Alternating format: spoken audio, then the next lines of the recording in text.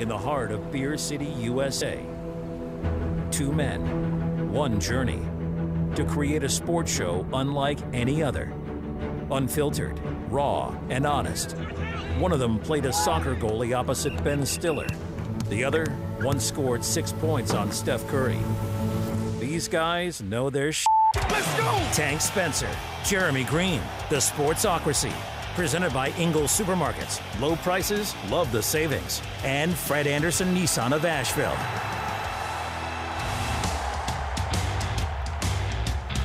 And welcome into the Sportsocracy here on ESPN Asheville 92.9 FM, 880 AM, 1400. And the Sportsocracy heard everywhere on the iHeartRadio app.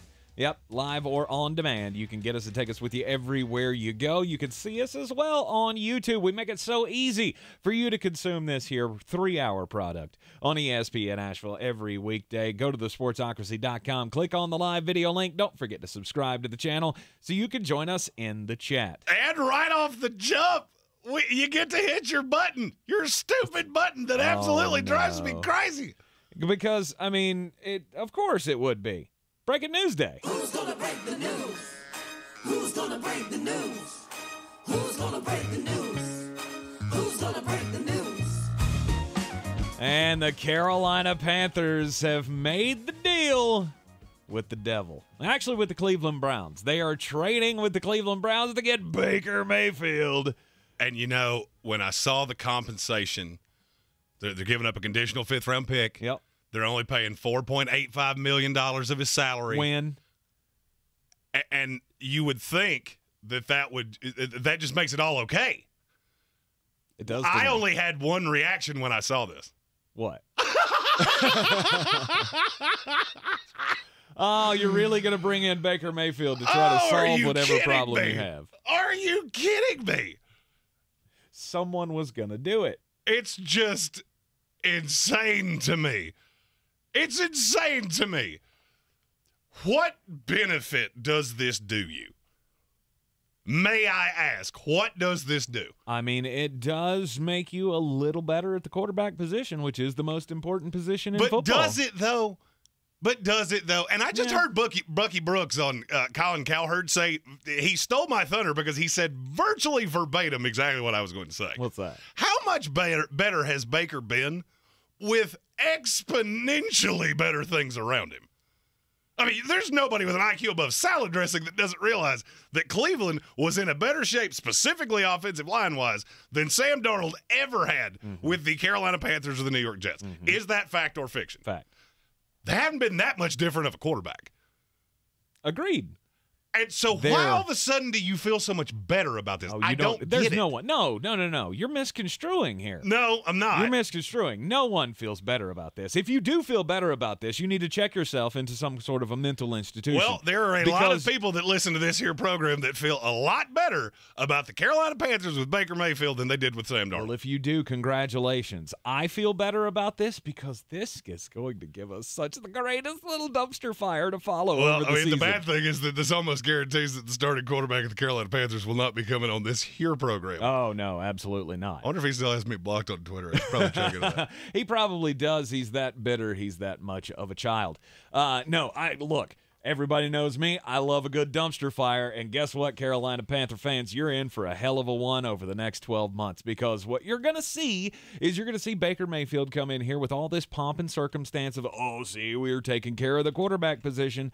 But no, really what that's going to give you is a divided locker room. It's going to give you a divided fan base. That's the biggest one to me. Yeah, of those who go, Baker Mayfield is so much better than Sam Darnold. No, check yourself. He's not. They are better. He is a better quarterback, in my opinion, than Sam Darnold. I don't know that I agree with you. But it's by a fractional margin. Career completion percentage. What is Sam Darnold's? 59. 59.8. Yeah. What's Baker Mayfield? 60. 61.6. There you go. With exponentially better weapons. Like I said, fractionally. The one thing I will say is that Baker is less prone to turning the ball over. That's the one. I mean, if that makes you feel better, you're going to play good defense. If Christian McCaffrey stays healthy, then yes, I will say you're probably going to win more games. Here's my problem. I don't know why you want to. I cannot for the life of me figure out why you want to. All right, this is the age We're old... going into one of the best quarterback drafts I've ever evaluated.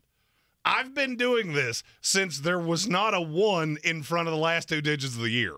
So I've been doing this for a minute. Mm-hmm. I've only seen a couple of drafts ever that had this many quality quarterbacks. You know what Baker Mayfield ensures? You're going to be drafting the 5th best one. Yep.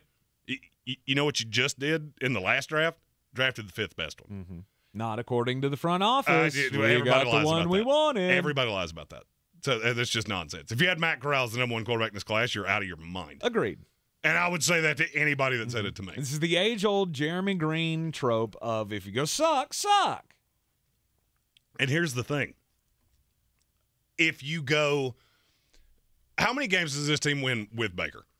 I will go 9-7. That's my window. So 7. So you're saying they're going to go 9-8?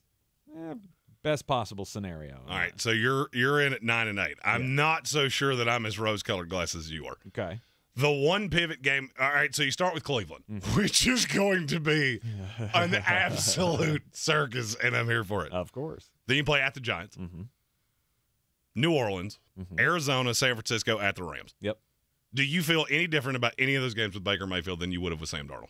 No, not really. I do with Cleveland. I feel like I think there will be a chip on your shoulder with no Deshaun Watson. You're playing Jacoby Brissett. You probably win that game where you probably weren't going to before. Okay. Other than that, I'm looking at, all right, best case scenario, you're 3-3. Yep. Then you go Tampa Bay, Atlanta, Cincinnati, Atlanta, Baltimore, Denver. Cool. You get Atlanta twice. Mm-hmm. Other than that, not a lot of bright and shiny there. That's 5-win year. Here's where the problem comes in. Those last 5 games where you're jockeying for draft position, you get Seattle, Pittsburgh, Detroit, Tampa Bay, who may not be playing anybody, and New Orleans, who there's virtually no shot they'll be playing anybody. Mm-hmm. You could do the New York Jet thing. I watched one of these 2 quarterbacks do this exact same thing. Yes, you did. And you know what it kept us from doing? Drafting the quarterback that we wanted. Mm-hmm. And that's how we wound up with Zach Wilson. Yep. I watched this happen. Mm-hmm.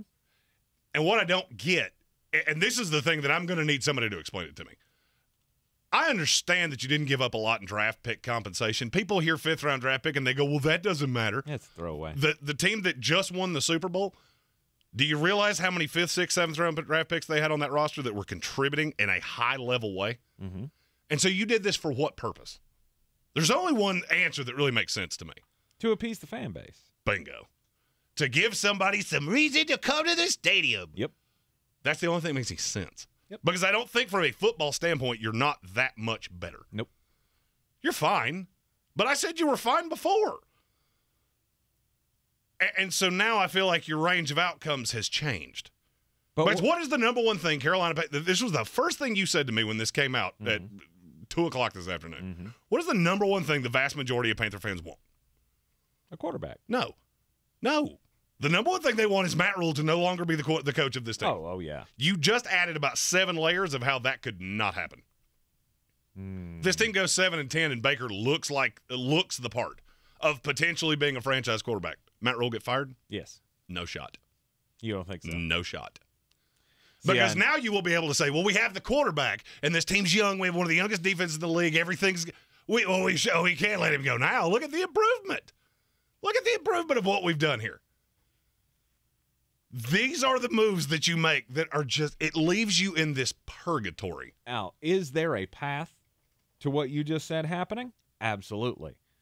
What I think is more likely going to happen is, yes, they're going to be more competitive than they were, fractionally more competitive than they were, but the off-the-field pressure-packed situation that Baker Mayfield is going to fall into here. You said it already. Chip on his shoulder over the Cleveland stuff. Mm-hmm. Sure. You know what also that's going to lead to? A whole lot of antics. And the antics are going to be covered nonstop. Oh, this just gave us. I will make a wager right now. Over the course of the next 6 months, this gave us 25 free segments. No doubt. There's nobody happier on this planet that this has happened than this mulleted guy right here. Right. He don't exist. What is going to happen is you're going to see the Baker Mayfield circus come to town. And the Baker Mayfield circus will, at the end of the season, have to be weighed against how well we did. And that's when the decision gets made. I think this makes them more competitive this year. However, I don't see it increasing the chances of Sam Darnold being the quarterback of the future, Matt Rhule sticking around for another year. I think it's going to be such a circus throughout the entire season that there's going to be left no doubt. We have to blow this up. And I'm going to be honest with you. It's happening in our YouTube comments right now. I'm just comments that I'm seeing. We'll compete for the division. I'll be here to serve the Crow. This is what Baker does. This is what he does. This is Cam Newton 2.0. I've already watched the same fan base do this. And look, there's nobody hoping that this works for you more than me. I have no aversion to this working. The problem is I think your range of outcomes is so small.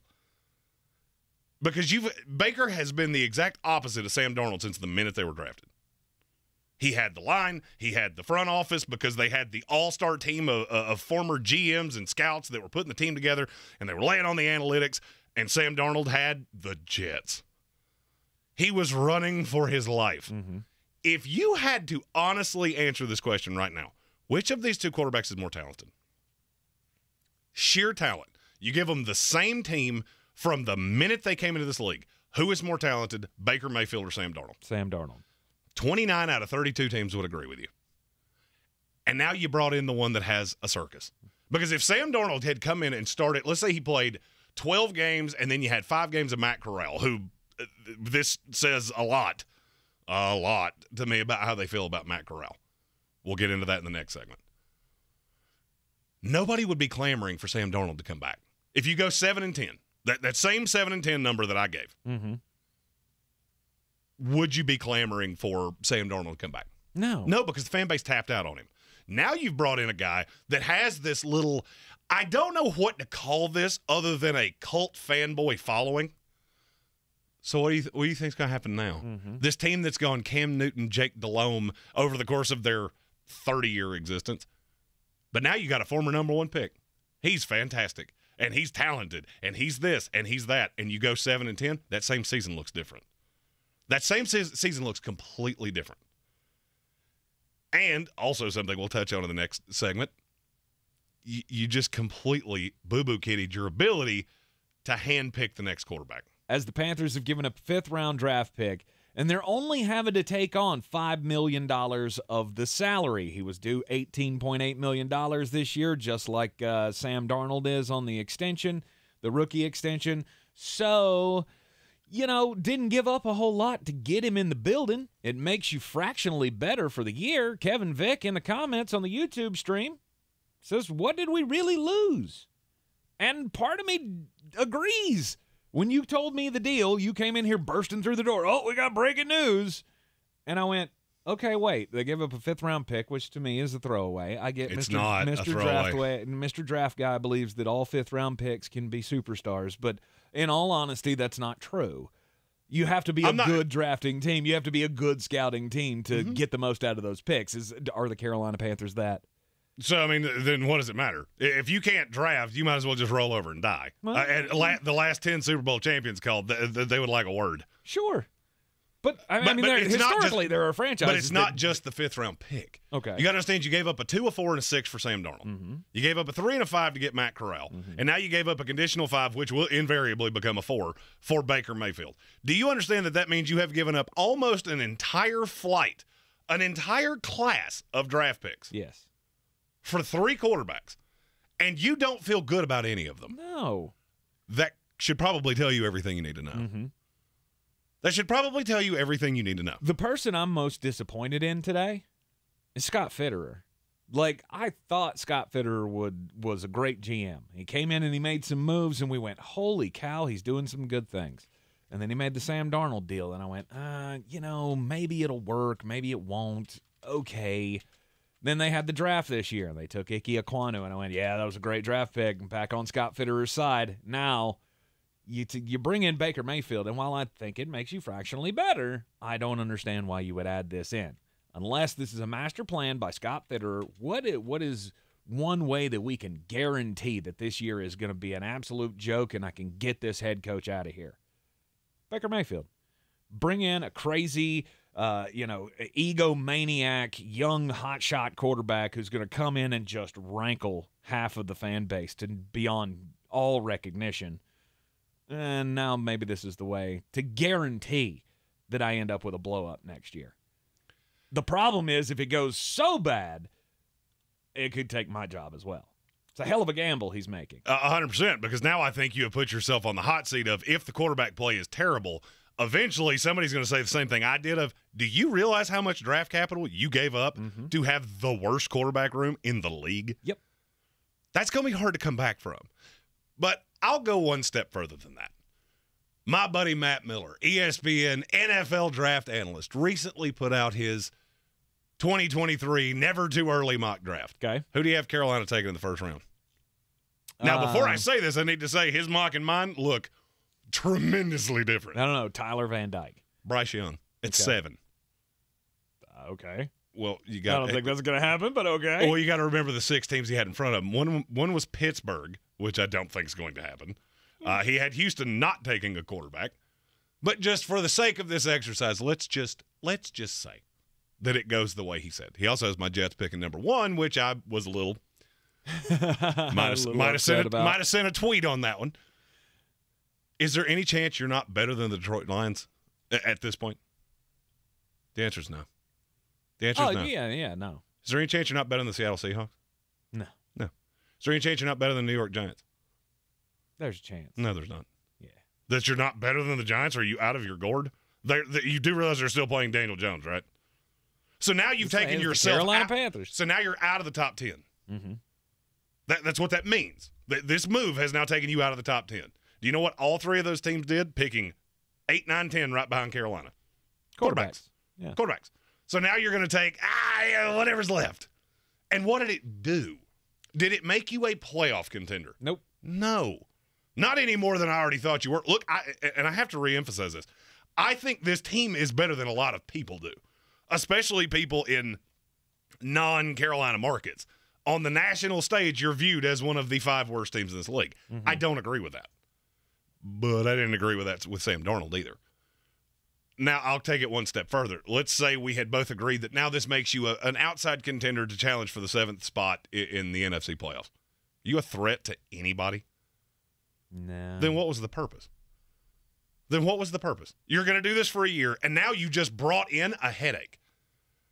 Because if he's terrible, you're going to get railed for giving up a draft pick and wasting a year, and the Sam Darnold thing gets heaped on top of it.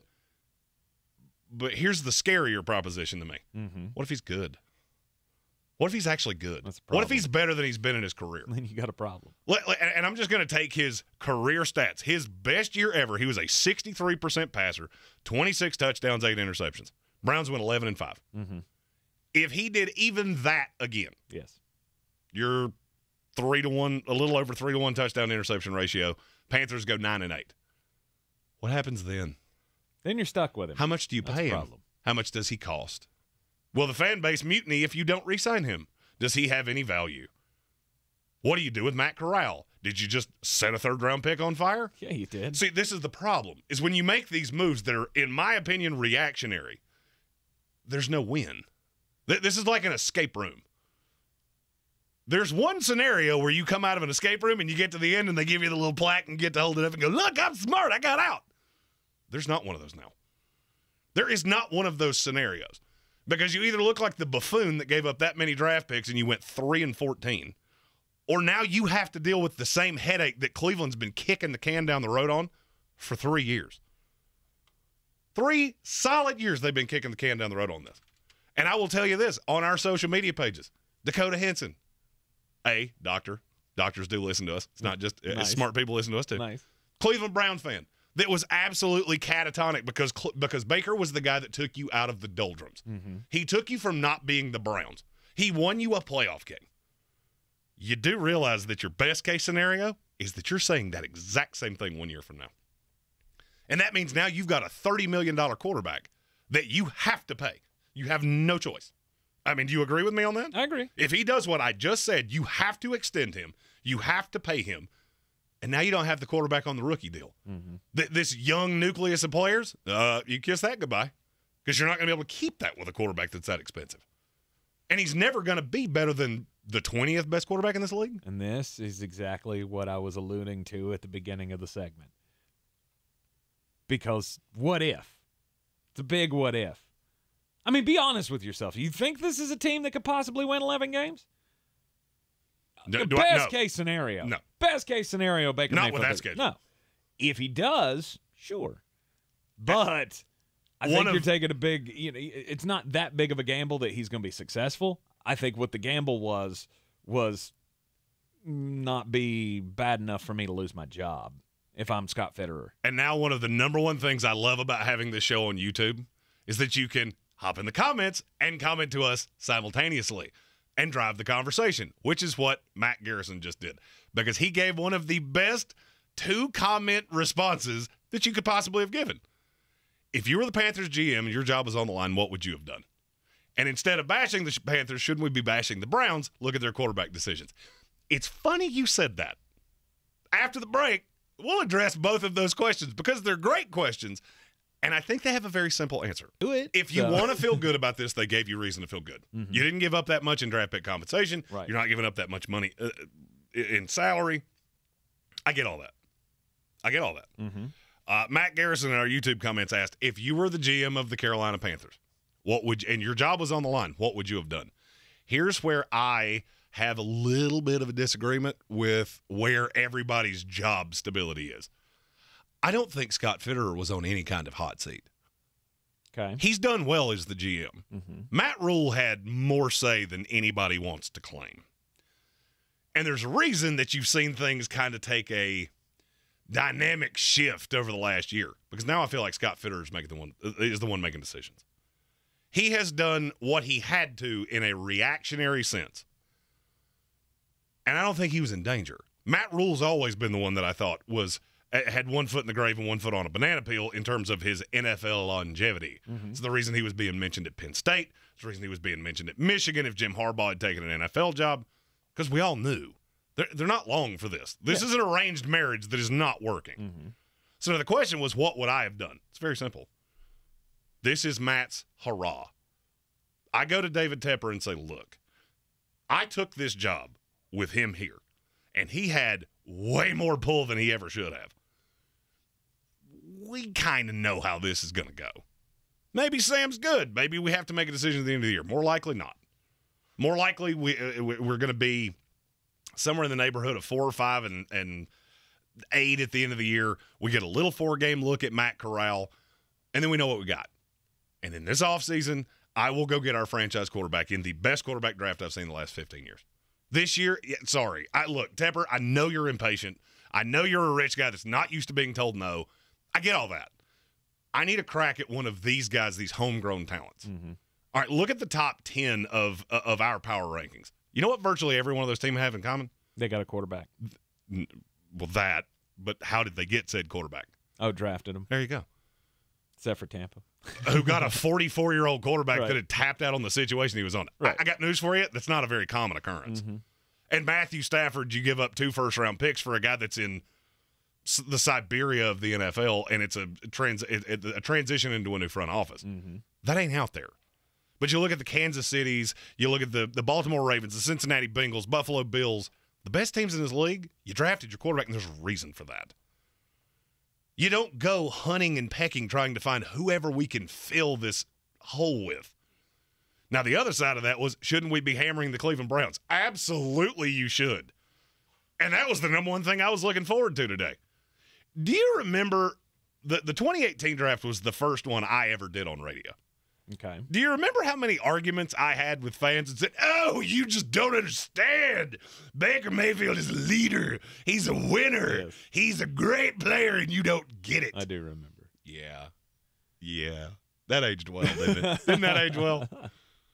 Didn't that age well? Right. And the ones I'm talking to, because I know a slew of them still listen to this show, they're going, yeah, he's talking to me. But I mean, there's a couple of reasons that we're not doing that today. There's a couple of reasons why. And one of them is because we care about the Carolina Panthers. Because the Baker side of this is more interesting. Mm-hmm. Cleveland's already had to hemorrhage the team to make up for their mistake. Mm-hmm. And look, I'm not by any stretch of the imagination telling you that this is a Cleveland drafting Baker mistake. I have gone on record. I think he is the biggest bust in the NFL in the last 10 years.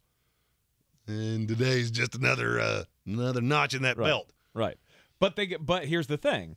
They made the mistake. They had virtually no choice but to pick up the fifth-year option on him last year because he had just taken you to the playoffs. You had no options. And the fifth-year option didn't really do anything to you. I hate to break this to people that are just diehard dead in the wool on Baker. If they hadn't found a trade partner, you do realize how this was going to end, right? The Baker and Cleveland thing? Just outright cut him? No, just sit at home. We're going to Deshaun Watson you. We will pay you, but you are not allowed anywhere near this place. Absolutely. That's exactly how this was going to go. Because they were scared that Pittsburgh or somebody like that would pick him up, and they would have enough talent around him that they would be scary to them. And what happens now? Now, instead of paying $18.8 million to a quarterback that we got nothing out of, we got a fifth-round pick, and we only had to pay $10 million for that. And if you're Cleveland, you're selling this by saying, hey, look, the $8 million that we just saved between the pay cut and what Carolina took, that pays Deshaun Watson for this year. 100%. That pays the salary that comes against the cap, and if he doesn't play, this was a net neutral. Right. There are positives of this. I would say more positives of this to the Cleveland Browns than there are for the Carolina Panthers. Oh, I disagree with you vehemently. Yeah. This is admitting that you made one of the most boneheaded, ignorant decisions in NFL history. What else are you going to do? What else are you going to do? Eat $18 million and do nothing? No, I'm going to give him to Carolina. I'm going to pay less money. I'm going to get a draft pick out of the deal. And guess what? In a year, I'm going to have my quarterback. Well, and this is how mistakes work. When you make drafting mistakes, you ultimately end up having to do something stupid to get out from underneath it. Yep. And I will reiterate something that I said many years ago. If Sam Darnold had been the pick at 1, I fully believe the Cleveland Browns would never have had to do the thing with Deshaun Watson because they had an infrastructure around him, a front office, and they wouldn't have broken him like a Lego like the New York Jets did. That's what the Jets do. See, the reason I'm not hammering the Cleveland Browns today because they have a future. They still have a future. Of course they do. Of course I'm not as sold on that as you are. Deshaun Watson is a good quarterback in this league. Maybe. By the next time we see him, he will elite. By the next time we see him, he will have not taken a snap in 2 years, and in a 4-year career, he will have missed a full season plus some games. Sure. And had a year where he won 3 total games. But would you ever have had I'm a not chance as to get dead a guy sold on like that. that? Would you ever had a chance to get a guy like that? Have a competent front office. Have a competent front office that took Josh Allen or Sam Darnold at 1. Yeah, sure. And yes, I know the Sam thing hasn't gone well. I'm more looking at the circumstances of that. I've always had a theory that we kill front offices because they draft busts. It's not that you should be killing the player. Teams make busts. Players don't come into the league as, oh, you're just a bust outside of Josh Rosen. I don't think he could have played for any team in this league and not been a complete disaster. Right. But that's my point. And the Cleveland aspect of this is what would scare me if I was Carolina. Because you're looking at this. This is now 2 off seasons in a row. And Hubert Queen said this in our YouTube comments earlier. This is now the 2nd year in a row of, okay, we have not made good decisions at quarterback. We did not have a plan for what happened after Cam. We tried to duct tape this with Teddy Bridgewater. We tried to duct tape this with Sam Darnold. Now we're trying to duct tape it with Baker Mayfield. And what do those 3 things keep doing? Putting you further and further behind. You don't get the crack at the elite guy. You don't get to choose the player that you look at and go, he fits in our system. You wind up going, well, Matt Corral is our number 1 quarterback. Said not one team in the NFL that I've talked to through this entire process. Absolutely. There's nothing wrong in what you just said. All I'm saying is... And here's the problem. When you develop a reputation like that, it's like manifest destiny. You start putting it out in the atmosphere, that's who you are. You become the team that duct tapes things at quarterback. Baltimore Ravens looking directly at you because you did it for a long time. There were a lot of Trent Dilfers and things like that worked in the early 2000s. Yep. They weren't Elvis Gerbach. That will not work now. It is very Cleveland Brownie what the Carolina Panthers have been doing. So to answer the original question that was asked, this is from the top down. If this was a move, and I don't know this, no one in that organization has told me this. If this was a move that David Tepper went to Scott Fitterer and said, you're on the hot seat, you're going to have to do something to save your job, then you're in trouble. because that will circulate the league, and high-end candidates are not going to want to take your job. You know how I know that? Because I pull for a team that does things like that for 25 years. Mm-hmm. The only one that ever took us out of that was Bill Parcells, who had a Super Bowl pedigree. And my fear is that if you get that reputation, it's really hard to get out of. And so I'm going all the way up to Tepper going, why did you do this? Usually when teams make moves in the NFL, I can look at something and go, I get why you did this. Sam Darnold, I understand it. He was a depressed asset that had never been treated like the commodity that he was, and the Jets had turned him into a broken toy. Teddy Bridgewater, one of the ultimate bridge quarterbacks in this league. The Miami Dolphins are doing it right now. I can't look at this one and say that I get it. I don't understand. I get we didn't give up much. You wouldn't have given up much for a slew of guys. And you know what they don't bring? They don't bring the circus to town that Baker does. Mm-hmm. They don't put you in headlines because you have this malcontent quarterback, and I'm telling you that's coming. Absolutely it's coming. And here's the thing. I said this with the Cam Newton thing last year, and I'll say it again now. David Tepper, if he is the one that's making these decisions, then it tells us exactly where his priorities are. We'll expound on that coming up next right here on ESPN Asheville. There are a lot of great things to look forward to about this team. That defense is incredible. That's an incredible, young, talented defense. They all play up to their potential. That's a top 5 defense, possibly, in the NFL. You got weapons, okay? We got Christian McCaffrey. We're stuck in that deal, but hopefully he's back, and hopefully he's healthy, and hopefully he's going. But it all comes back to the quarterback of that flashy position that everybody at the top of the power rankings, Jeremy, they've all got quarterbacks. So we have to have a quarterback too. Well, I have no other choice but to try to make some noise as an owner to get a quarterback. Maybe it's Baker Mayfield. My mulleted brother from another mother, Colin Greene, asked who has a higher ceiling, Baker Mayfield, C.J. Stroud, or Bryce Young. It's obviously the latter two. Yeah. But you'll hear the argument of, well, they're unproven rookies. Every rookie's unproven. Mm-hmm. I got news for you. You're about to see this with Trevor Lawrence in Jacksonville. You can break any quarterback. I feel like Lamar Jackson is proof positive that you can make any quarterback. I mean, I fully believe that no quarterback goes in the top of a draft that's not talented. Now, some of them have mental makeup and leadership and work ethic and drive and things like that you can't teach. Mm-hmm. That's what the pre-draft process is for. In terms of talent, none of these guys are untalented. Baker Mayfield is not untalented. No. Baker has a few grandiose drawbacks. One, he's never going to stop being a whittle feller, which we all know how I feel about little teeny tiny quarterbacks. Mm-hmm. And that's what he is. Behind a good offensive line, he was battered because he plays, as I said when he came out of college, he plays in a way that is not sustainable in this league because he's not big enough. And he's also not smart enough to, I don't know, get down. He doesn't do that well. Mm-hmm. And maybe it's because I'm the draft guy. Look, I have an obsession with the NFL draft. That is what got me into this. That is why I am on this here program right now, is because of the NFL draft. But for me, that's the common denominator. And I always use Lamar as the example because 90% of us talked about Lamar as he's a running back. And you hear that constantly. You know why he works? Because the Baltimore Ravens completely sold out of this is what we do now. They traded up in the back end of the first round, got him with that fifth-year option because of exactly where they're sitting right now. And everything they've done since has been to build a program that works for the quarterback that they invested in. So you can keep doing these Band-Aid things in a circle. The problem is that the team you would build for Sam Darnold and the team that you would build for Baker Mayfield and the team that you would build for Teddy Bridgewater and the team you would build for Cam Newton are completely different. And you've been trying to just shoehorn these things in for years. And at some point, it's going to collapse. You're going to have that bad year. Mm-hmm. The question is, do you have it this year? Do you have it a year from now? Or do you just keep doing this? Where you stay, you were the 6th worst team in the NFL last year. You had the 6th pick in the draft. Mm-hmm. Would you not feel better if you just went, you know what? We did the same thing. We've given up the draft picks. The draft picks are a lost cause. We can't recoup them. It's not like, well, this didn't work. So give us that 2 and that 6 back. We'll let you keep that 4. That's not how this league works. Take the spent cost and move on. And that's what I personally would have done. Mm-hmm. Now, if you're a Panther fan that want a reason to be excited about this, This is the only quarterback in the last 25 years for the Cleveland Browns to win a playoff game.